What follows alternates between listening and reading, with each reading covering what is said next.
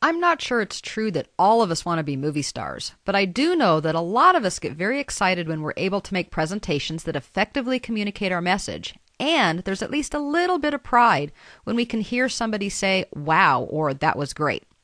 We always need excellent content, but it's also the special effects that can help keep the audience's attention without making the entire presentation too overdone. In this version of PowerPoint, we actually have 3 enhancements to existing features that bring our presentations to a new level of professionalism. The first is a new collection of SmartArt. SmartArt actually replaced a much simpler diagrams tool that was only available in Office 2003. SmartArt came in 2007, and I think it was probably one of the best enhancements of that version that came across the entire suite of applications. In this version, we keep the same functionality of SmartArt, but they've added a new type of layout that includes the ability to integrate your pictures as part of the SmartArt. And if you have pictures on your slides already, you can quickly convert them to a SmartArt graphic, just like you do with text. And that's what I want to do. I'm currently looking at slide 11 in my presentation, and it's talking about putting together the package, the training package that a company may be trying to put together or trying to sell to their executive team. And what we're trying to do here is to give a visual representation that there's different parts to a training package. In order to have a successful package, you probably need to have some type of instructor, whether it's live or virtual or recorded, somebody with credentials, credibility, who knows how to present effectively. You probably also need to have some type of materials or courseware, and that of course can also take a variety of formats. But what we've decided is instead of doing this as a bulleted text, which we already had, that said you need to have a presenter, you need to have courseware and those things, which can be kind of boring and dry, we're going to do it with pictures. So I'm going to select my images. By clicking on them while holding my Shift key, I can select them all.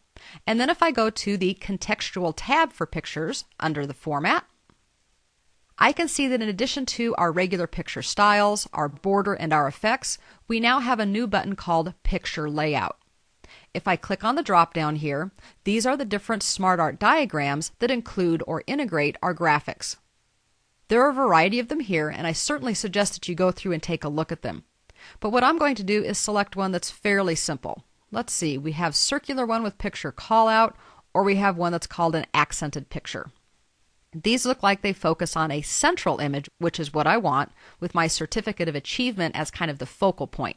The others are just going to support that point. Let's go ahead and give this first layout a click and see how that looks. Of course, we can work with formatting and sizing and those things, but this actually does what I wanted it to do. I have my certificate as the primary focal point, and then I'm trying to say that there are different components to getting people to achieve their learning objectives. In this case, I have an instructor and courseware.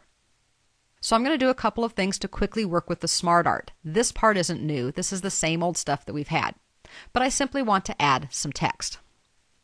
Often with these types of layouts, you don't have to add any text. The pictures can stand on their own. But to just show you how these new layouts work, I'm going to add just a little bit.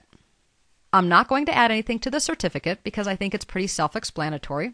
So I'll press my down arrow on my keyboard and I'll type something about instruction.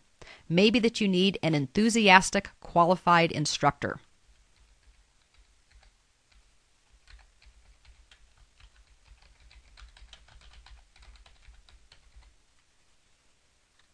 Likewise, I'll move down one more time and I'll put on something about the courseware. Maybe that we have to have educationally sound, engaging courseware.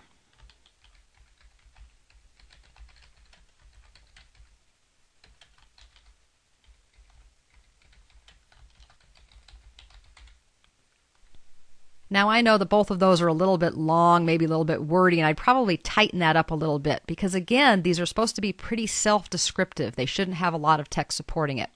But hopefully you can see what we have now as a new resource for visually representing things within our presentations. Let me go ahead and click off of this so we can get it back to the full view and you can see it a little bit better. I left the text placeholder in place right now so you can see why I didn't want to use it, because it's sitting right over the top, and since the certificate already has quite a bit of text, they kind of compete for attention.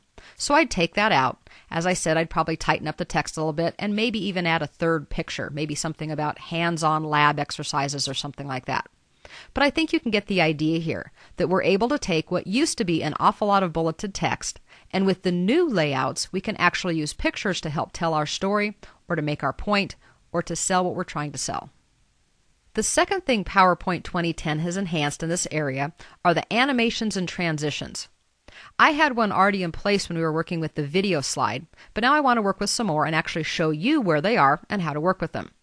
They now include a whole set of dynamic cinematic effects that'll really blow your socks off. New animations and dynamic transitions that work like this are just phenomenal.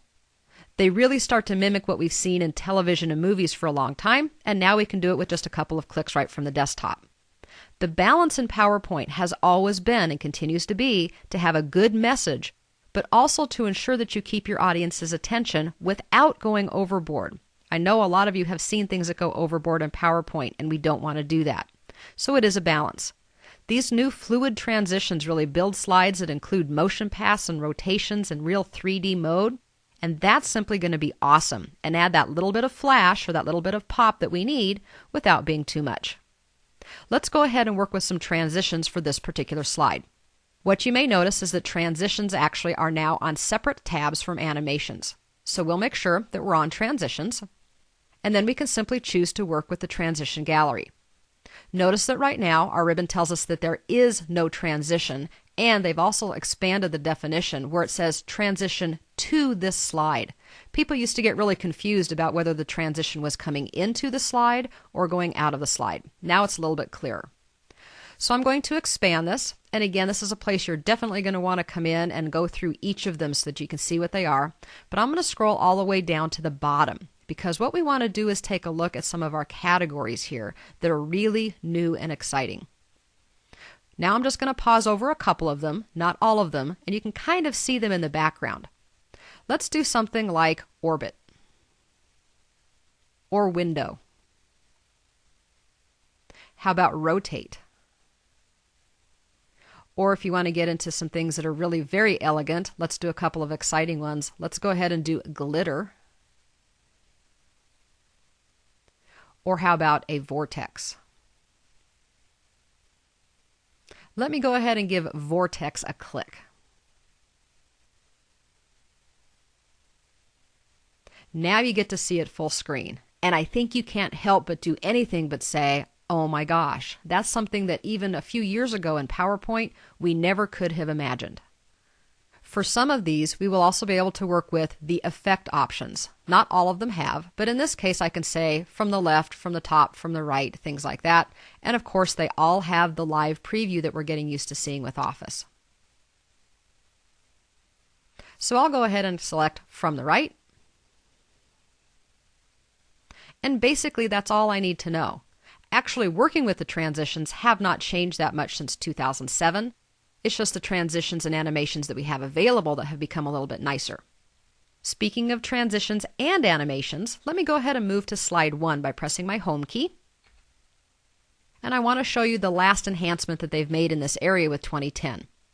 I actually have a graphic here that are the stars that are part of the You Got It logo. And currently they are animated. Somebody else animated them. I don't remember what they did. I could go into the animation tab. I could take a look at what they did, the timings, all of the different effects, but that's too much work.